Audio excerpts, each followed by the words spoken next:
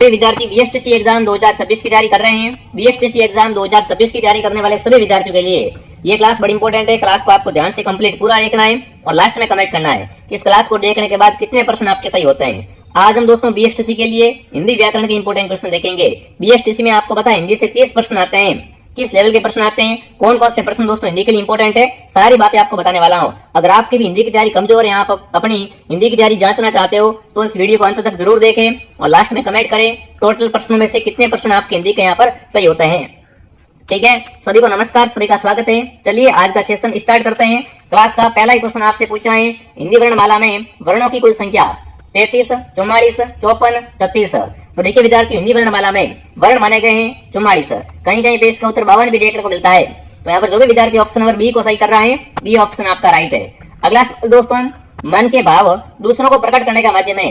अपने मन में कोई भी बात आ रही है या कोई भी भाव आता है तो वो अपन दूसरों के सामने प्रकट करते हैं। तो उसका माध्यम क्या रहता है? भाषा के माध्यम से प्रकट करते हैं, व्याकरण के माध्यम से, शब्द के माध्यम से, वाक्य के माध्यम से। तो मन के भावों को दोस्तों दूसरों के सामने प्रकट करने का माध्यम होता है, वो होता है भाषा। तो विद्यार्थी ऑप्शन बी को सही कर रहे हैं। यहाँ पर बी ऑप्शन बिल्कुल आपका राइट है। दोस्तों इस वीडियो को ध्यान से पूरा जरूर देखना, हिंदी का जो भी आपका डर है सारा डर खत्म हो जाएगा। ठीक है, अगला है विसर्ग संधि का उदाहरण है भास्कर, सुरेश, विद्यार्थी इत्यादि। विसर्ग संधि का उदाहरण कौन सा है दोस्तों? तो भास्कर शब्द है, इसमें कौन सी संधि है? भास्कर शब्द में विसर्ग संधि है, ध्यान रखना। ऑप्शन ए आपका राइट है। अगला सवाल दोस्तों, दीर्घ स्वर संधि का उदाहरण कौन सा है? नरेंद्र, एक एक, पृथ्वीश या नयन। दीर्घ स्वर संधि का उदाहरण दोस्तों है पृथ्वीश। जो भी ऑप्शन नंबर सी को राइट कर रहा है, सी ऑप्शन आपका राइट है। मैं आपको सीधा प्रश्न और उत्तर बता रहा हूँ, यहाँ पर ज्यादा व्याख्या नहीं करूंगा। ठीक है, क्योंकि आपको बहुत कम समय में वो इंपॉर्टेंट क्वेश्चन यहाँ पर मिल जाएंगे।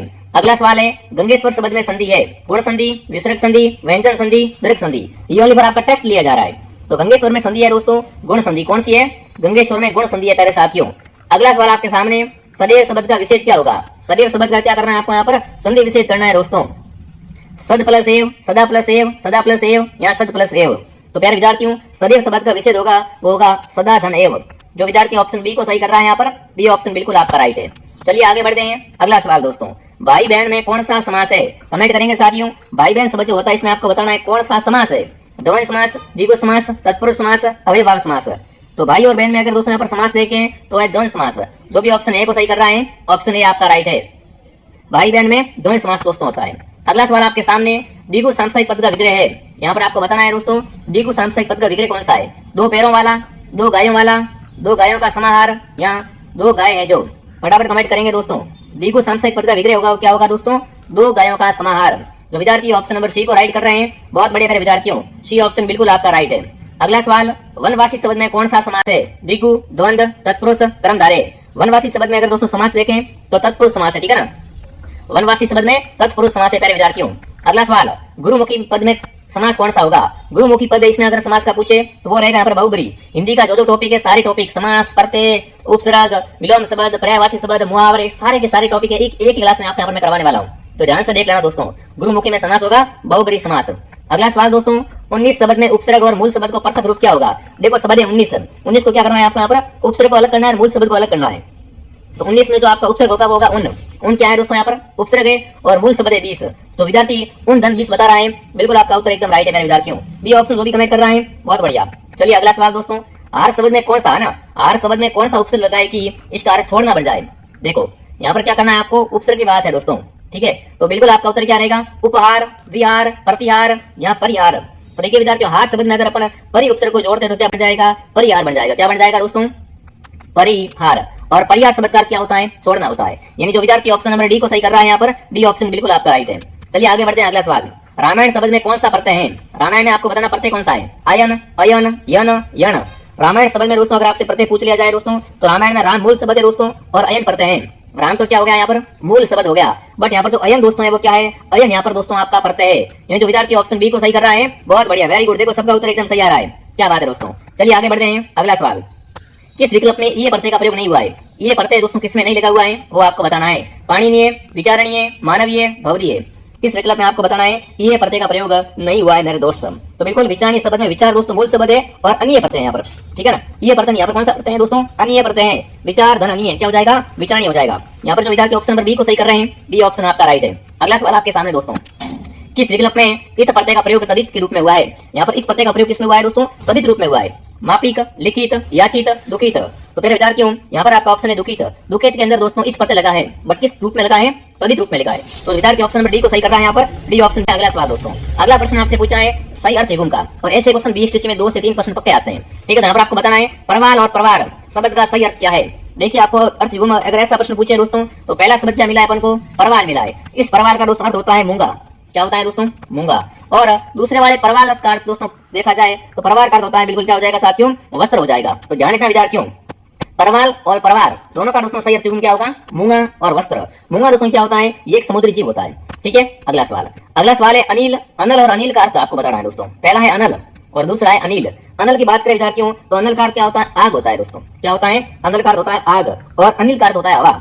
तो आग और हवा किसमें है? ऑप्शन नंबर बी में है। उल्ट सुल्ट नहीं बताना है, हवा पहले बता दिया आग पहले नहीं। पहले अनल है तो अनल का अर्थ क्या होता है? आग होता है ना, तो पहले आग को आपको लाना, उसके बाद हवा आनी चाहिए, नहीं तो फिर आपका दोस्तों यहाँ पर गलत हो जाएगा। यहाँ पर देखो लिखा हुआ है ना सही शब्द अर्थ, अर्थ आपको क्रम से बताना है। ठीक है, क्रम चेंज होने नहीं देना विद्यार्थियों। तो विद्यार्थी ऑप्शन बी को सही कर रहे हैं यहाँ पर, बहुत बढ़िया। चलिए आगे बढ़ते हैं। अगला सवाल, किस विकल्प में कूट कूट शब्द का सही अर्थ भेद है? बिल्कुल, अब की बार आपसे पूछा कूट कूट, है ना। तो यहाँ पर दोस्तों क्या है? कूट कूट शब्द देखने को मिले हैं। एक कूट थोड़ा इस तरीके से इसकी मात्रा कर दो। ठीक है, तो देखिए यहाँ पर देखें अपन, तो पहले वाले कूट का अर्थ होता है घर। इस वाले कूट का अर्थ क्या होता है दोस्तों? घर। और दूसरे वाले कूट का अर्थ क्या होता है? पहाड़ की चोटी।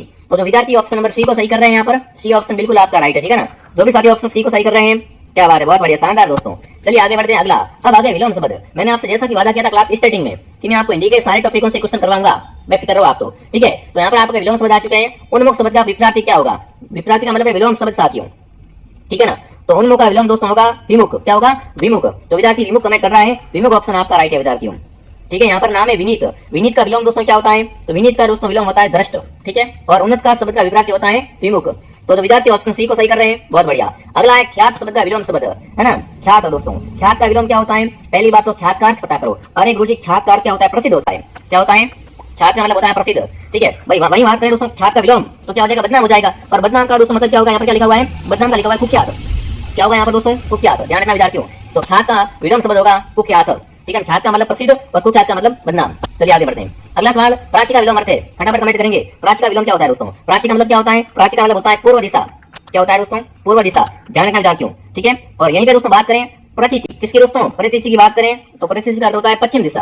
यानी जो विद्यार्थी ऑप्शन सी को सही कर रहे हैं, बहुत बढ़िया मेरे विद्यार्थियों, सी ऑप्शन आपका राइट है। अगला सवाल, समीस का विलोम। बिल्कुल, समीस का विलोम आपको बताना है। असामीस, निरामीस, आमीस या विषामीस, बताओ भैया, फटाफट कमेंट करेंगे। सामीस शब्द का विलोम शब्द क्या होता है? बहुत शानदार प्रश्न, बहुत बेहतरीन क्वेश्चन दोस्तों। तो सामिश का विलोम होता है निरामिष। क्या होता है? सामिश का विलोम शब्द। देखो सामिश का अर्थ क्या होता है पहले तो मांसाहार करने वाला। किसको दोस्तों? मांसाहार करने वाला को क्या बोलते हैं? सामिश बोलते हैं। और निरामिष मतलब मांसाहार न करने वाला। तो जो विद्यार्थी ऑप्शन बी को सही कर रहे हैं, बी ऑप्शन आपका राइट है दोस्तों। अगला, अथ शब्द के लिए निम्न विकल्पों में से कौन सा विलोम शब्द सही रहेगा? अथ के लिए बताना है आपको विलोम शब्द क्या। अथ मतलब क्या होता है? प्रारंभ होता है दोस्तों। अथ का मतलब क्या होता है? प्रारंभ। ठीक है, प्रारंभ, कोई भी काम स्टार्ट करते हैं। उसी के साथ दोस्तों यहाँ पर जो आपका उत्तर रहेगा वो रहेगा इति। इति का मतलब क्या होता है? समाप्त। ठीक है ना, अथ का मतलब प्रारंभ करना और इसका विलोम होगा इति। इति मतलब समाप्त करना। ठीक है विद्यार्थियों, बहुत बढ़िया। प्रथम का विलोम होता है वो अंतिम होता है, ये भी आप साथ में कवर कर लेना। अगला सवाल दोस्तों आपके सामने पर्यायवाची से। पर्यायवाची आपसे पूछा है वामा, कामिनी, रमणी, ललना, ये सब किसके पर्यायवाची है? सरिता के, नारी के, गंगा के या भूमि के? देखो वामा, कामिनी, रमणी, ललना, ये सब क्या है साथियों? ये स्त्री के पर्यायवाची है, नारी के पर्यायवाची है। तो विद्यार्थी नारी कमेंट कर रहा है यहाँ पर, नारी ऑप्शन बिल्कुल आपका राइट रहेगा साथियों। ठीक है ना, इस तरह के पर्यायवाची कौन कौन से हो गए? विनीता, कांता, ठीक है, सरिता, ये सब ध्यान रखना विद्यार्थियों। तो विद्यार्थी ऑप्शन बी को सही कर रहा है, बी ऑप्शन आपका राइट है। ठीक है ना, वेरी गुड। चलिए आगे बढ़े। अगला सवाल, अगला प्रश्न दोस्तों आपके सामने, इनमें से कौन सा शब्द वन का पर्यायवाची नहीं है? बिल्कुल, विपिन, कानन, पादप, अटवी। तो विद्यार्थियों यहाँ पर वन की बात करें तो पादप के पर्यायवाची कौन कौन से? बिल्कुल पादप दोस्तों है ना, ये वन का पर्यायवाची है, वो नहीं होता है। पादप के पर्यायवाची दोस्तों होते हैं, वो होते हैं यहाँ पर विटप, तरु, घास, द्रुम, पेड़। ठीक है, तो जो विद्यार्थी ऑप्शन सी को सही कर रहे हैं कि पादप है वो वन का पर्यायवाची बिल्कुल नहीं होता मेरे साथियों। अगला सवाल आपके सामने, कौन सा शब्द पुत्र का पर्यायवाची नहीं है? बेटा, आजतम, तनुज, अनुज।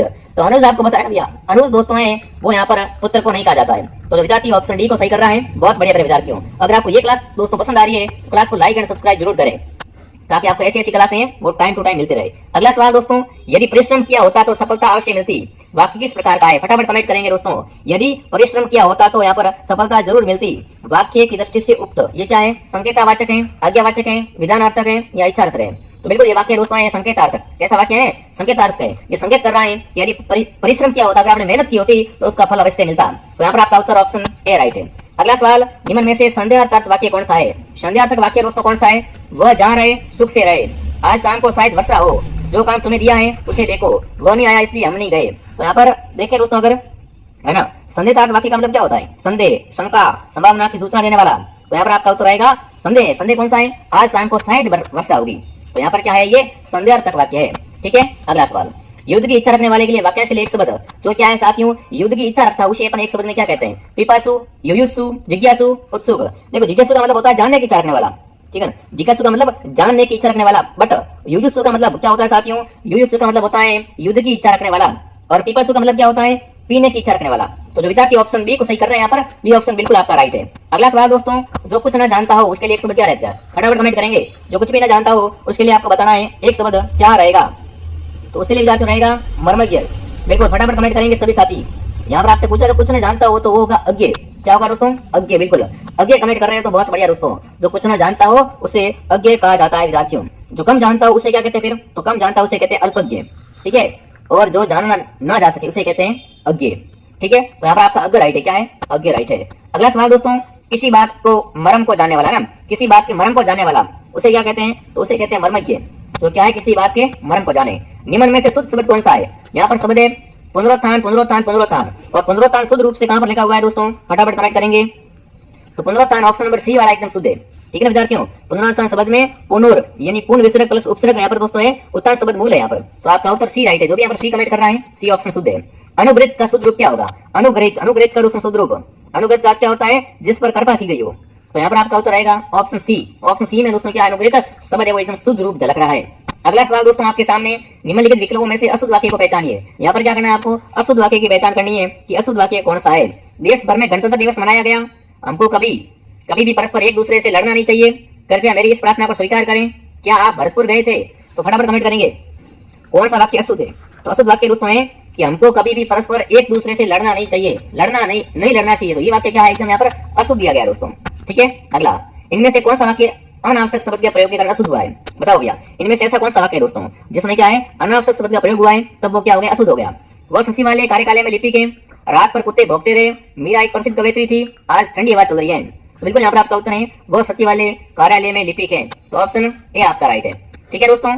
इनमें से शुद्ध वाक्य बताइए, शुद्ध कौन सा है दोस्तों? चारों में से तीन तो अशुद्ध, एक सही है। तो देखते हैं वो शुद्ध कौन सा है। वह इस इलाके का प्रसिद्ध चोर है, वह इस इलाके का विख्यात चोर है, वह इस इलाके का प्रिय चोर है, वह इस इलाके का कुख्यात चोर है। तो चोर हमेशा क्या होता है? कुख्यात होता है दोस्तों। वह इस इलाके का क्या है? कुख्यात चोर है दोस्तों। बुरे कामों से प्रसिद्ध होता है उसे क्या कहते हैं? कुख्यात कहते हैं, बदनाम होते हैं दोस्तों। ठीक है। सबके साथ समान व्यवहार करने वाला, एक आंख से देखना, पानी न रखना, समान भाव रखना, सिर आंखों पर बैठाना। तो बिल्कुल आपको बताना है जो सबके साथ समान व्यवहार रखता है दोस्तों, तो उसके लिए क्या कहेंगे? एक आंख से देखना। तो विद्यार्थी ऑप्शन ए को राइट कर रहा है, बहुत बढ़िया। मैं सबको क्या एक आंख से देखता हूं, मतलब समान दृष्टि से देखता हूं दोस्तों। अगला सवाल आपके सामने दोस्तों, अपना नाच समय करना के लिए आपकी कौन सी लोकोक्ति मुहावरा रहेगा? अपना राग अलापना, आग से खेलना, गर्दन पर चूरी फेरना, अपने हाथों कबर खोदना। अपना नाश स्वयं करने का दोस्तों यहाँ पर अगर देखा जाए ये कौन सा मुहावरा सही बैठेगा? अपने हाथों कबर खोदना। ठीक है। यहाँ आप कह सकते हो अपने पैरों पे कुल्हाड़ी मारना। अगला है बहुत कठिन काम करना, कलम तोड़ना, आकाश के तारे तोड़ना, कूलर का फूल होना या दांत खट्टे करना। बहुत कठिन काम करने के लिए दोस्तों रहेगा आकाश के तारे तोड़ना, है ना। चलिए आगे बढ़ते हैं। अगला है भयानक व्यक्ति, बचिया का ताऊ, काला नाग, काला मुंह होना, राक्षस होना। देखो भयानक व्यक्ति को क्या कहते हैं? काला नाग कहते हैं। तो विद्यार्थी ऑप्शन बी को सही कर रहे हैं, बी ऑप्शन आपका सही है। अगला है आ बेल मुझे मार का अर्थ क्या होता है? बेल से छेड़छाड़ करना, दूसरों के कार्य में हस्तक्षेप करना, जानबूझकर मुसीबत मोल लेना या फट्टे में टांग अड़ाना। तो विद्यार्थियों आ बेल मुझे मार, इसका सही अर्थ क्या होता है साथियों? जानबूझकर किसी मुसीबत को मोल लेना। ठीक है ना।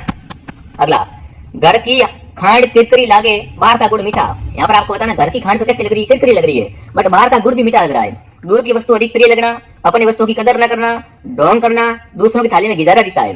तो यहाँ पर दोस्तों इसका अर्थ देखें तो बिल्कुल आपका उत्तर दोस्तों रहेगा अपनी वस्तु की कदर नहीं है, क्योंकि अपनी वस्तु दूसरों से है तो क्या इंपॉर्टेंट है। क्योंकि देखो ऐसा नहीं है, दोनों की थाली में गुड़ होता ना, फिर उसको अगर अच्छा लगता है सामने वाले का, तो यहाँ पर कह सकते हैं दूसरी थाली में अधिक ज्यादा दिखना। बट यहाँ पर तो ये है दोस्तों, अपने पास में खांड है और सामने वाला गुड़ खा रहा है, फिर भी अपनी खांड अपन को खारी लग रही है। अरे भाई गुड़ से है ना शक्कर बढ़िया होती है, ठीक है, खांड होती है वो ज्यादा मीठी होती है। तो बिल्कुल आपका उत्तर यहाँ पर दोस्तों क्या रहेगा कि अपनी वस्तु की कदर न करना। बी ऑप्शन आपका राइट है। जो भी ऑप्शन बी को सही कर रहा है बहुत बढ़िया। नई घोषण कंडों का तकिया लोकोक्ति का अर्थ क्या है? कमेंट करेंगे दोस्तों।